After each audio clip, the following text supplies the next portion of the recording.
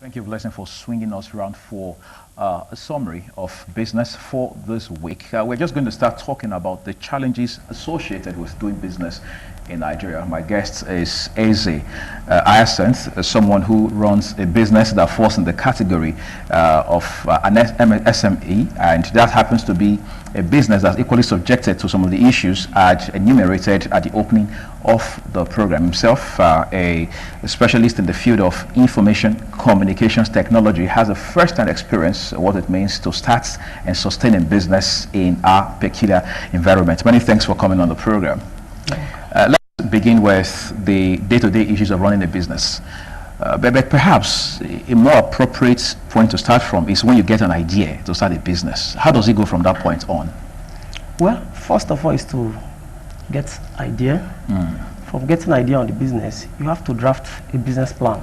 A business plan is where you state the choice of business that you want to do, the kind of client who needs the services. Which means you must have a niche as well. Yes, you must have a niche in your business plan. The kind of potential customers you are going to have that will buy that same product or service that you have to sell.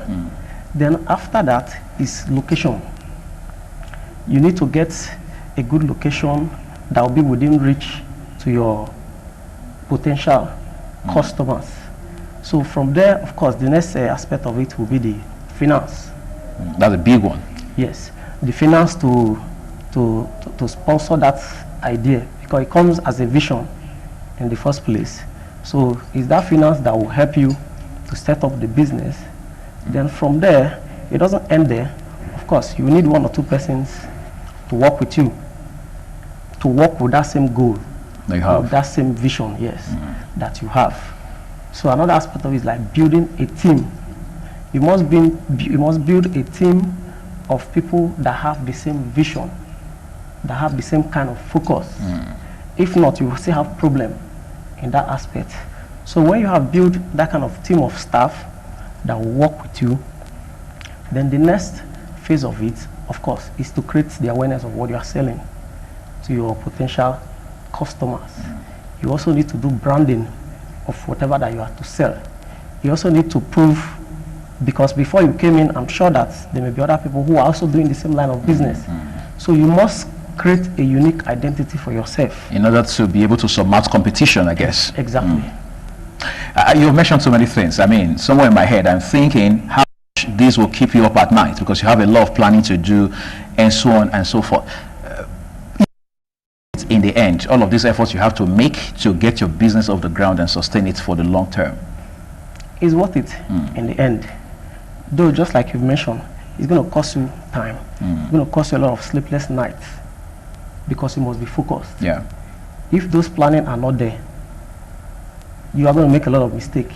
You also need to understudy that line of business from other people who have been through that process.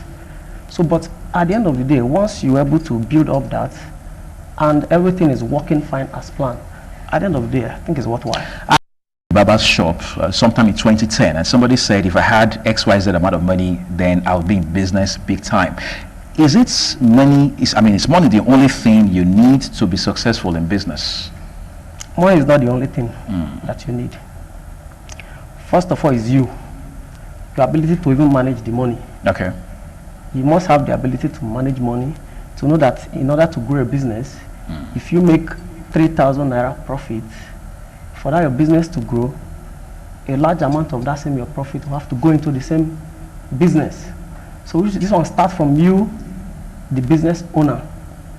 Then apart from that, there are some other factors that will affect a new business. Or just like you mentioned, like in a barber's shop, power. Where power is not stable, of course, that one is a general problem. It's going to eat deep into your profit, especially if the location where you have sited the business is prone to unstable power. That would be a big challenge. That would be a big challenge. You will be working actually, but your profits will be very little. Or sometimes you have to be getting funds from another source to sponsor that. And that's not business wise, is it? It's not business wise. So another factor that could also affect it is government policies.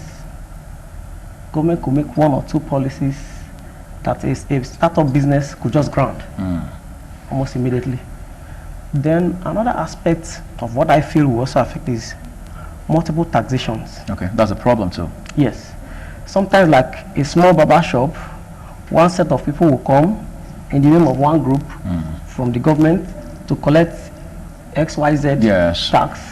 Then the next day another group comes to collect their own XYZ tax. By the time all these taxes are coming, definitely it will be a challenge. It will be like a threat that the owner of the business may start to have sleepless nights whether to continue or not. Let me bump in on you at this point. I brought a guest on this show one time. We were talking about taxation.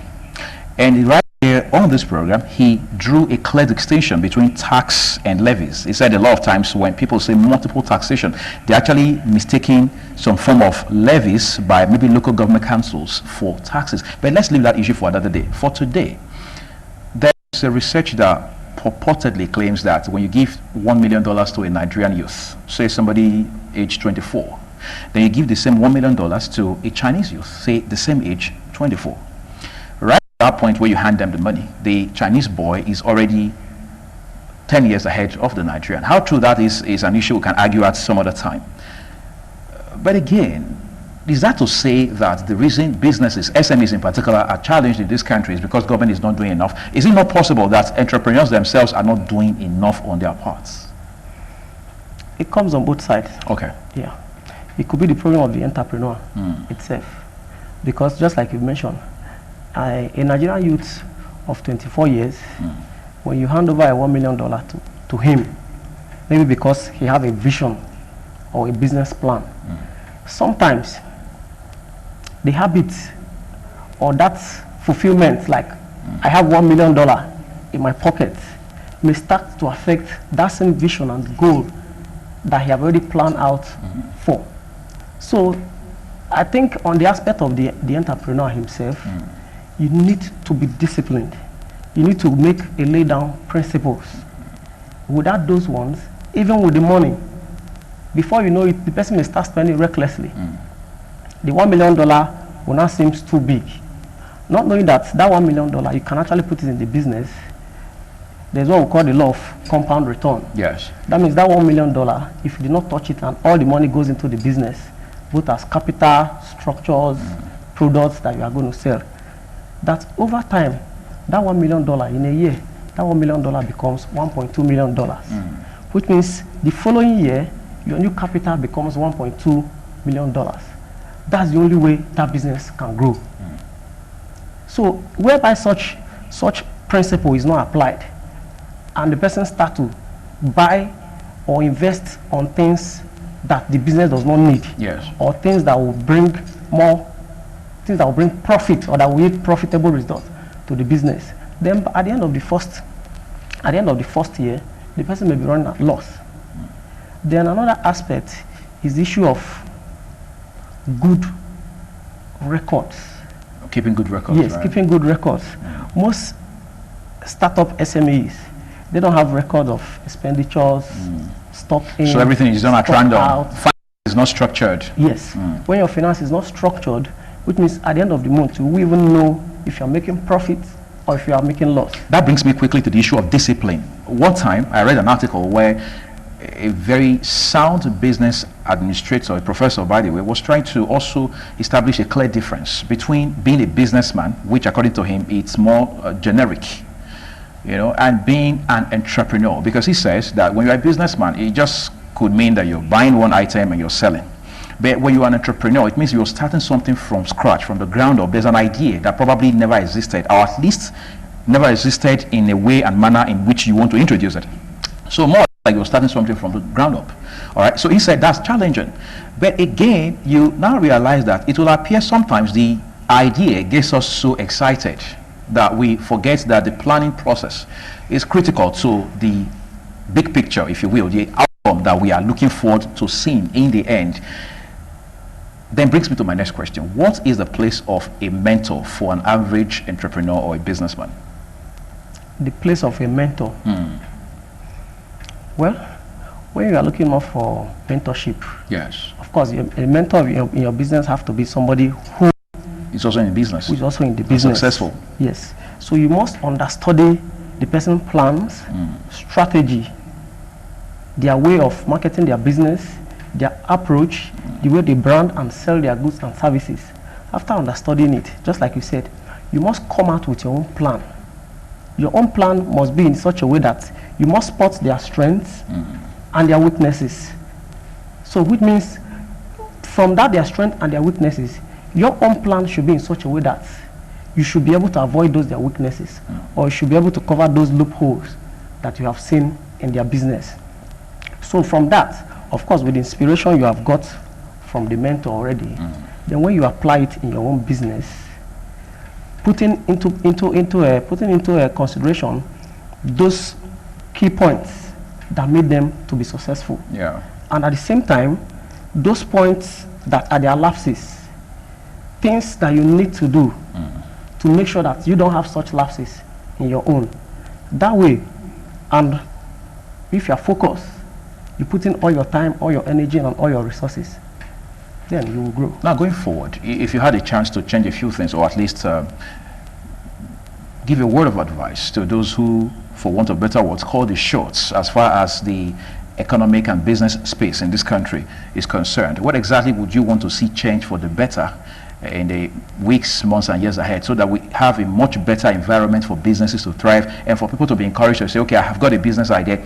I want to start it in Nigeria, as against saying, I've got a business idea, but I think it will be better somewhere in the country, in West Africa, or somewhere in the country, I mean, outside of Africa altogether, because that's one challenge you have. I mean, I've seen and met young, brilliant Nigerians bringing value to several other countries beyond this continent. And you're wondering, was it not possible in the first instance for these same guys, as smart as they are, to have started this whole thing here? But they have a list of problems they had considered before they decided they were taking their businesses away from here before it even grew teeth. If you had a chance to change all that, what exactly would you want the government to do differently? Well, what government needs to do differently is policies. Okay, which you mentioned anyway earlier. Yeah. Yes, the kind of policy the government will need to make policies that will be business friendly. Because we don't seem to have much of that right now, do we?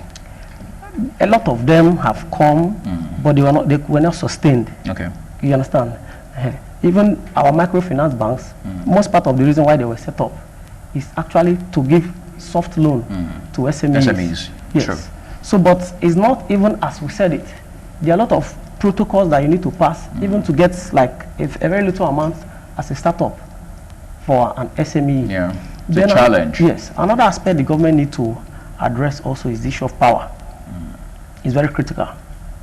When you calculate the cost of starting and running business in Nigeria and elsewhere where power is stable, that's why I see some factories in Nigeria. They go to other African countries or other countries. They manufacture their goods there. Then they bring it back, which means the cost of production there is cheaper. The only reason why it's cheaper there is power. Yes. Because we have the manpower here. We have the resources. We have the manpower. But because of power that is not stable, if you calculate the cost of running maybe on diesel for your production, the overall cost of that production will be very high. So because you want to cost of production, you outsource. Yes. Produce, bring back here. Produce and bring back here. So government need to look into that as well. Into that angle to make sure they address that issue of power. Once power is stable, the economy on its own, everything will turn around. Then another aspect that the government need to look into is the banks. That the banks should have like a certain percentage of their profits that should be allocated to SMEs. By banks, now I guess you're referring to the mainstream commercial banks, the deposit money banks, right? Yes. Okay. Should make a policy that the banks will be able to give, especially startup SMEs, that have good business plan. Okay. They have good business plan. Because SME, they are like the hub. They are like the engine of any developing economy because of the number of employment that SME business can create. If the government set aside $1 million, for instance, and they give it to like 10 SME businesses for a startup, that 10 SME businesses will be able to employ like up to 1,000 staff. So that will also create jobs. 1,000 staff will create jobs, not just creating jobs, but to their own family. It will extend by alleviating poverty. Creating means of livelihood. Yes. So if government have focus to alleviate poverty, I think they should start from the SME, because once we empower the SMEs, it's like we're empowering the whole economy. Thank you so much. I've been talking with Ezih Hyncinth, is a specialist in the field of information communications technology. He's been talking about the challenges associated with doing business in Nigeria and some of the things that could be done now and in the near future to ensure that the environment for doing business becomes more friendly, especially for SMEs, because we've been told time and again, and of course that's the position, that SMEs are the engine hub of any economy, particularly when it's an emerging or a growing economy like that of Nigeria. Many thanks again for coming. We appreciate it. Up next will be a discussion that focuses on digital business on the program. Don't forget that we'll also be talking about how it's possible for you to start off business on the internet without necessarily having a physical office, as it were. So stay with me on the program.